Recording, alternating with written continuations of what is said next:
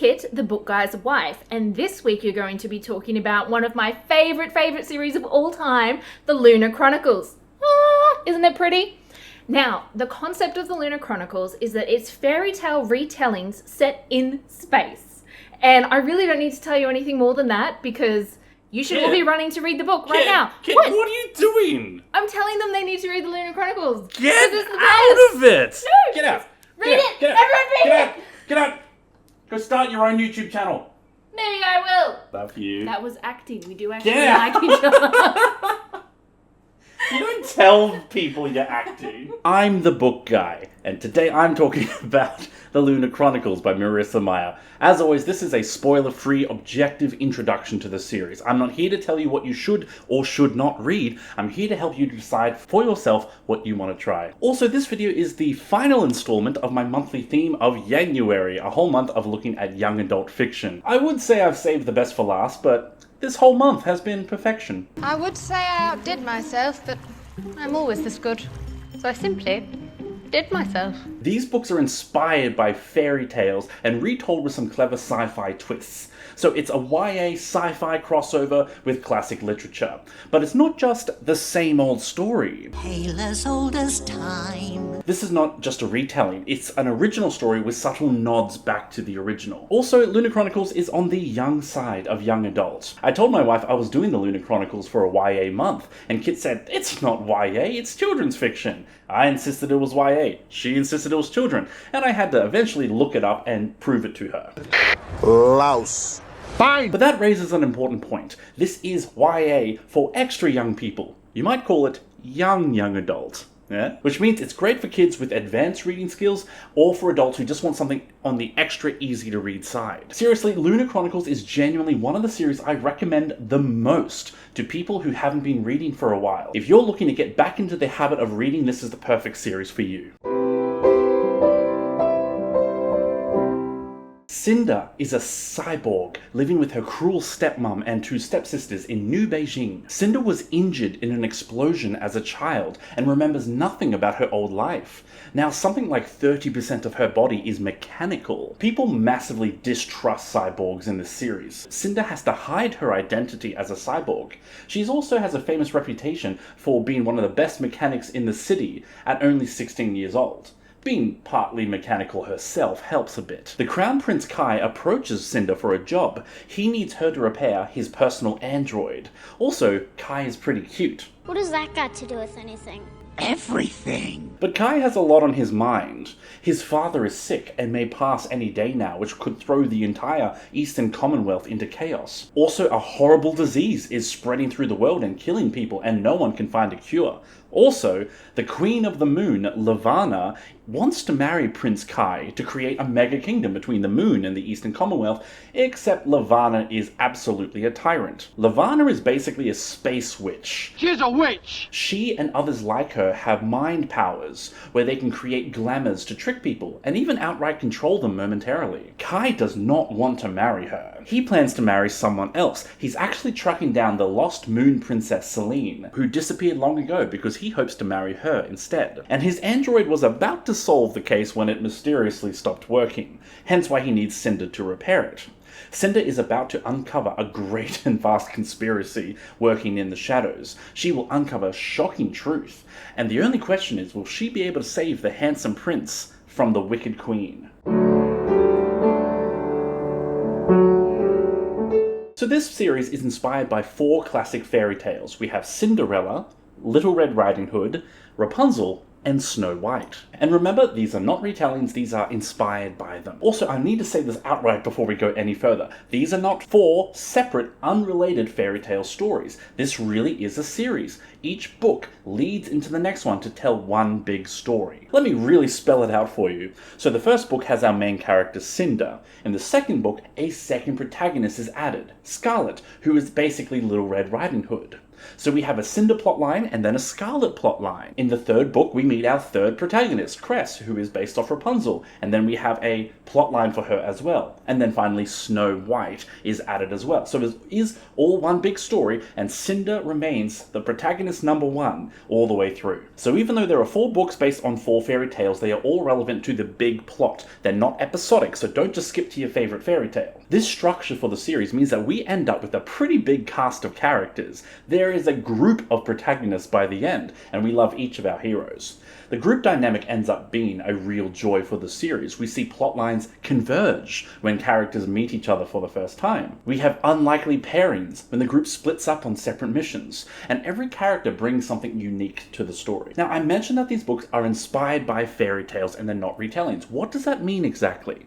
Well, first, the characters are essentially the same archetypes, but modernized. So Cinderella has become Cinder the Cyborg. Prince Charming has become Prince Kai. And this continues with all of the main casts that are introduced. And there are some very clever sci-fi twists. I really want to talk about it, but I can't spoil it, so it's really good. Also, the story is shaped by powerful moments within these fairy tales. So Cinder the Cyborg does not leave her glass slipper at the ball, she leaves her whole foot. So this is less of a retelling and more of a classic callback to old literature. Think like Discworld in how it references old texts. But there are 3 big ways where the books differ from the original fairy tales. The first is that the plot is original, and I know I've said it, but I want to emphasize it more. The story is not spoiled for you if you're familiar with the fairy tale. Marissa Meyer took these classic characters and old texts and wrote a unique story within that setting. To give it a number, I'd say 10% of the plot is from the original story and 90% is original. The second difference, it's sci-fi, which is a bit obvious, but that's important. The sci-fi setting allows for a ton of innovation and clever ideas. Like, I just want to spoil so many of them because they're also whimsical and on point, but the sci-fi element allows for brilliant creativity. The third difference, and perhaps the most noticeable one of all the women in the story are no longer damsels in distress. They are not passive characters, they are now active. The women rescue themselves. You'll notice these 4 classic fairy tales all have very passive leading women. So Cinderella is miserable until a fairy magically shows up and takes her to a ball, and then the prince comes and finds her with the slipper. Little Red Riding Hood is saved from the wolf by the huntsman. Rapunzel is saved from her tower by Flynn Rider, the prince. They just can't get my nose right. And Snow White, she's probably the most useless of them all, especially in the Disney version. All she does is run away, clean some guy's house for them, and then dies. And she is once again saved by the prince. None of them save themselves. In the Lunar Chronicles, all of these women are now in charge of their own destiny. That's why this series is sometimes considered feminist literature, for its themes of female empowerment. If you've ever been frustrated while watching Princess Buttercup standing helplessly to the side while Wesley struggles to fight the rodent of unusual size, instead of picking up the sword that's right there and doing literally anything to help, then yeah, you'll enjoy these books. Look at Vanessa from Deadpool. She picks up the sword and straight up impales the bad guy. Could Buttercup not have done that very easily? I just don't get it.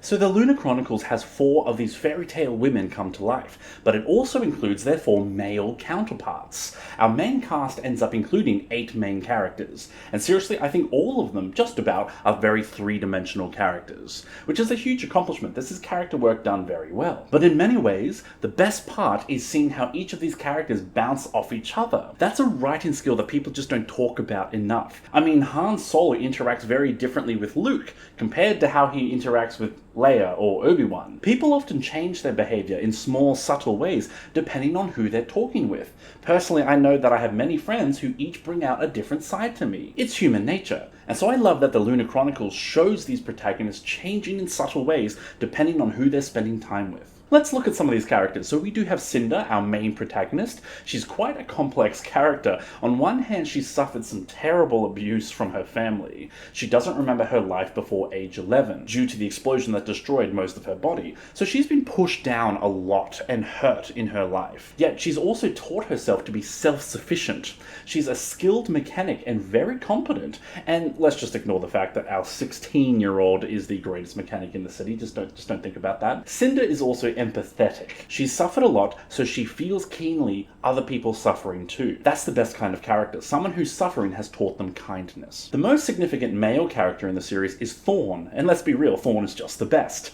So he's a criminal and a rogue captain of the ship Rampion, and he has the saying, "Captain is king."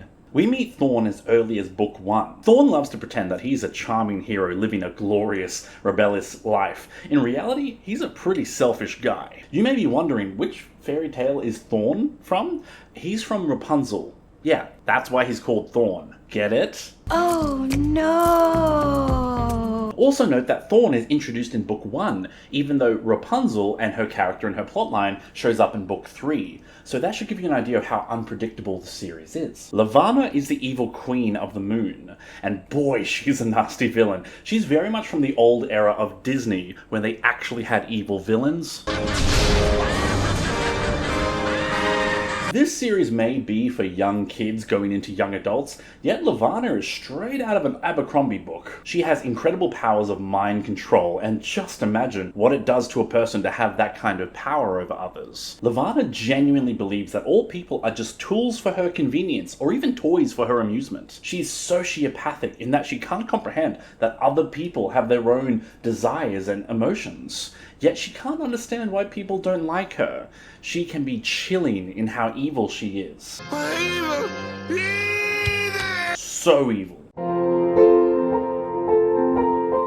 This series has a very busy plot. There are plots flying around everywhere, all the main characters, all separate journeys. And don't even get me started about the absolute ecstasy that is the convergence of those plots. The first big plot in the series is that the evil Queen Lavanna is trying to take over the Eastern Commonwealth, one way or another. And she has a few evil schemes all in the works at the same time. This is where the crew spend the majority of their time and energy trying to take down each of her plans. In book 1, Lavanna is trying to marry Prince Kai, but it progresses on from there in a few very interesting ways. The second big plot is the unraveling of the mystery of the past. So Prince Kai's android was figuring all that out, and Cinder is hired to fix it. That is the start of a long plot line that reveals how all the pieces got into the position they are at the start of the series. Most importantly, this plot line is what brings all of our characters together. They don't just find each other through happenstance, all of them share some connection to the past mystery. They've been connected for longer than they realize. The third big plotline is the ever-evolving romance and relationship plotlines. So as you might expect from the fairy tale themes, there are multiple couples in this series that start developing feelings for each other. These plotlines might seem a little predictable because we know which one is paired with which. I mean, we know Cinderella is with Prince Charming, right? They all have their natural pairs, and yet many of these plotlines are still quite compelling. It's a journey before destination situation. I mean, I always loved watching the Star Wars prequels as a kid, even though I knew where they were going to end up eventually, because you lose yourself in the moment. There are plenty of twists and betrayals and surprises in the romance plotlines. I haven't addressed the elephant yet, have I? So there are 4 books in the main Lunar Chronicles sequence, but you can see that there are 8 books on my shelf, right? What's going on there? Well, don't be alarmed, this one's very easy to grasp. So Fairest is a prequel set before the series. Wires and Nerves is a sequel after the series, and it's a graphic novel that's released in 2 parts. And Stars Above is a short story collection. Let's look at each one a bit deeper. This is the darkest point in the story. So this is Lavanna's backstory, the evil queen. This is her villain origin story. Now, Fairest was written at the same time as Winter and was published just a little bit before. So while this is a prequel, you should definitely read it before Winter. That's its place in the series. Fairest is the darkest because this is a reverse character arc. Instead of someone growing and improving over the course of a series, this is someone's fall, where they fail. Lavanna's descent into evil is truly some sophisticated storytelling. She starts with hardships and abuse very similar to Cinder, but she's not able to rise above it. And her powers of mind control are used to sickening effect. Fairest really goes hand in hand with Winter. Together they form the story of Snow White, where this is the evil queen and Winter is about Snow White herself. Stars Above has 9 short stories in it, and most of them are connected to the main plot of the series. Remember how one of the big plot lines of the series is the mystery of the past? By the end of the main series, we have a pretty clear idea of what all those steps were in the past. So 6 out of those 9 short stories are about filling in those gaps even further. A lot of them are origin stories for each of our characters, or filling in major pieces of information from what happened. The short stories are not unrelated, they actually fulfill a specific role and contribution to the main plot. As for the other 3 short stories, one of them is where Cinder met Kai, but told from Kai's perspective.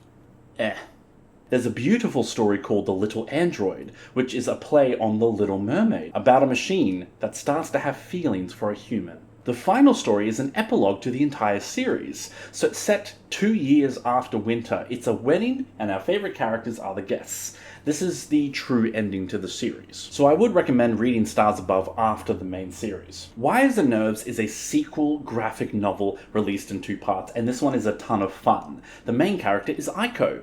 Now I haven't mentioned Aiko just yet, but she is around from book 1. She is Cinder's household android, and she has a malfunctioning personality chip that makes her a little more human than she's meant to be. Aiko doesn't quite fit into the fairy tale aspect, although you might say that she's technically Cinderella's fairy. Aiko has the most significant character arc of them all. In this graphic novel, Aiko is hunting down some rogue soldiers from Lunar who are still bent on destruction. So see the wolf creatures at the bottom there. These guys are literal terrorists who are trying to destroy any chance of peace between Earth and Lunar. Aiko has to team up with the Royal Guard in order to take on this new threat. Amidst all this is Aiko's personal journey of understanding humanity and even love. By the time this story comes around, the stakes are certainly lower. But I appreciate that. It's not like the Empire was destroyed, but now there's the First Order that's basically the same thing and undercuts all your previous victories. It's not trying to hype you up, it's simply the next logical part in the story. These are still worth reading. One major draw card for the graphic novel is just seeing all the characters visualized. We have all the main characters come back and appear on page. Just remember, it's Aiko's story now, not about the whole group. This story's about me, not him. You might call this an outrigger novel. So that's a term from the Wheel of Time community, but let me show you, this is an outrigger boat. So if the big part of the boat is the main story, an outrigger is the extra little bit on the side. That's what Wires and Nerves is, separate to the main story but running alongside of it. And now to discuss a topic that is very dear to my own heart, though it might make for an interesting comment section. This series is an absolute masterclass in how to write empowered women. Now look, this is a complex topic. It's probably worth its own full-length video, and I'm not even sure if I'd be the right person to do that video, but let's just touch on it now briefly. I think we can all agree that women deserve to be represented well in stories. A lot of writers and movie studios try to do that, but it doesn't quite work. Sometimes we see women in stories who are outrageously perfect. They have no flaws, no weaknesses, and no problems. These unrealistic standards do far more harm than good. Women are already under a lot of pressure to be perfect. We have to always be extraordinary, but somehow we're always doing it wrong.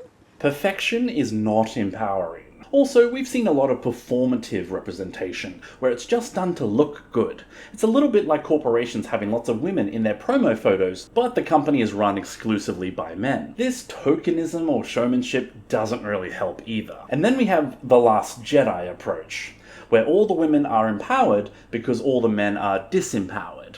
I mean, just look at them. Luke is passive, Poe is arrogant and reckless, Finn is incompetent, and Kylo is straight up evil.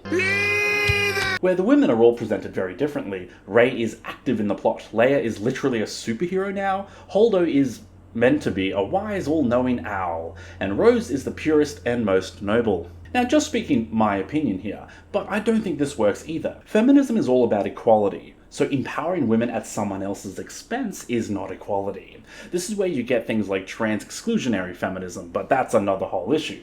All that to say, Lunar Chronicles avoids all of these common pitfalls. The women here are not outrageously perfect by any means. I mean, Cinder is a famous mechanic at 16, and that's a bit convenient, but that's the only time it happens. It's also not just performative representation either, or tokenism, because the story is literally built and shaped around these women. And my favourite part, the men are not disempowered either. In this story, all male and female characters are on equal footing. They're part of a team. They share duties, share power, and there is so much respect between them. The men aren't carrying the women or vice versa. Everyone contributes, each according to their own ability. I would love to see this type of representation included a lot more. I would love for this to be the normal. It's certainly my ideal, but let me know what you think about this one. It's a nuanced topic. There is no perfect solution, but this seems pretty close to one.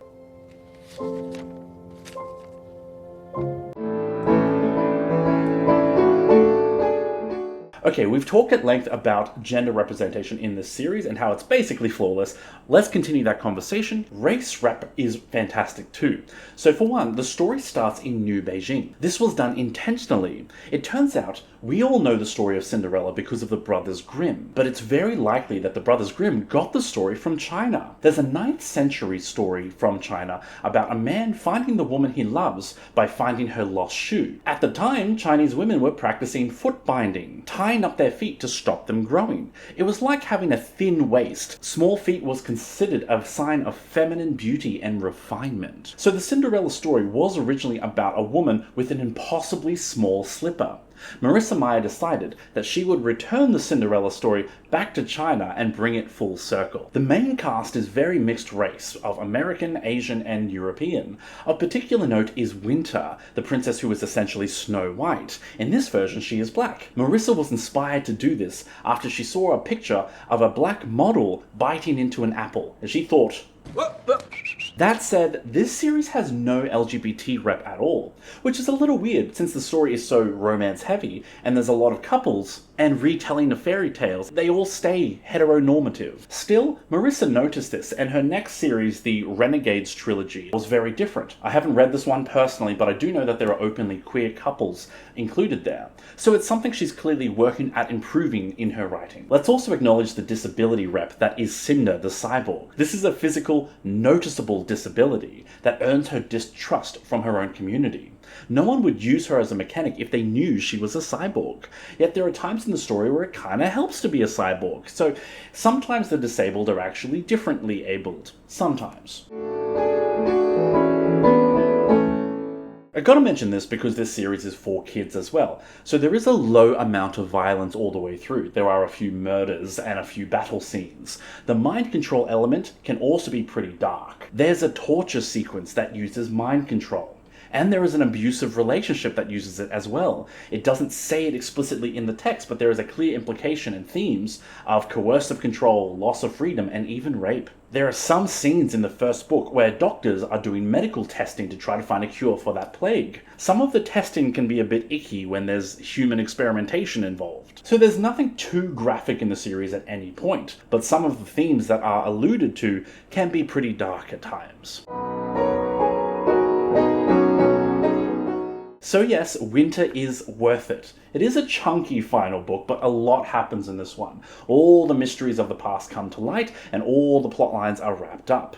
But I must say, the ending of the series is technically Wires and Nerves, the graphic novel. I thought it was good, but as I said, the stakes were lower. So the climax for this one is not as world-shattering as it was in the one before. Some might consider this ending not as worth it. So just remember that Winter is the big ending, Wires and Nerves is the little ending. Think of it like Frodo destroys the ring in Winter, and then we have the scouring of the Shire in the graphic novel. Cool?